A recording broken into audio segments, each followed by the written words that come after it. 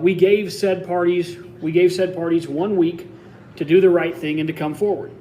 Our intel is rock solid. We can back up our statements with everything in our beans. Our sources are rock solid. We looked at security situations. We had a lot of people messaging us, reaching out to us, people that are very, very well connected in the intel community, telling us that we needed to get this information out a little sooner because of threats and things like that have been made towards our families.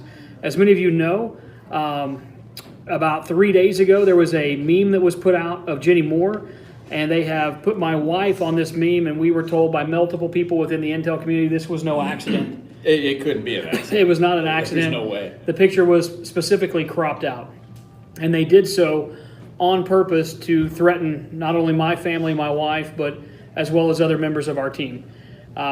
They shut down our Patreon account at patreon.com on Thursday, one of our 3 funding platforms. All of this happened literally when we basically said a week ago, we don't know who did it, Deanna. That's the thing. We don't know. We've traced it back probably as far as we can for now. We're still working on it. Right. And so we literally are still working on it. We're tracing it. Our team's working on it. Other investigators are helping us work on it as well. But with everything that's happened since we broke this with myself and Bill and Frank Whalen and the Graham Cracker a week ago on Sunday, we broke a lot of new intel, and they've been attacking our team constantly ever since. They shut down our Patreon account.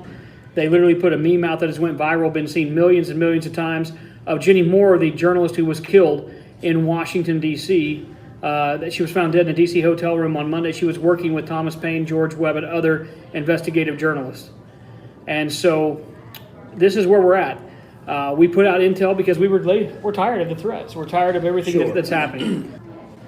We received highly credible intelligence from one of our sources about 2 weeks ago.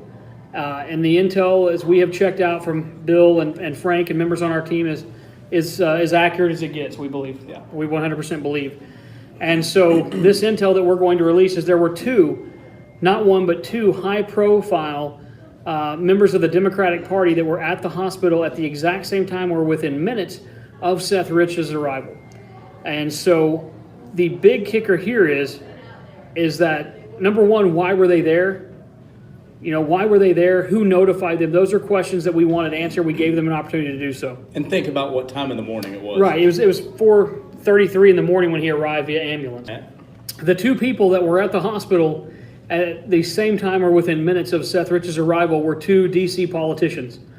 One was Donna Brazile, the current head of the Democratic National Committee, the head of the DNC. The other politician who was at the hospital was none other than Muriel, the mayor of Washington, D.C.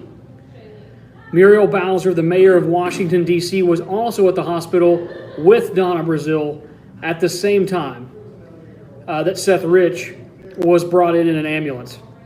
This is breaking news. We can back this up. We have verifiable evidence. And so we gave these people an opportunity to come forward.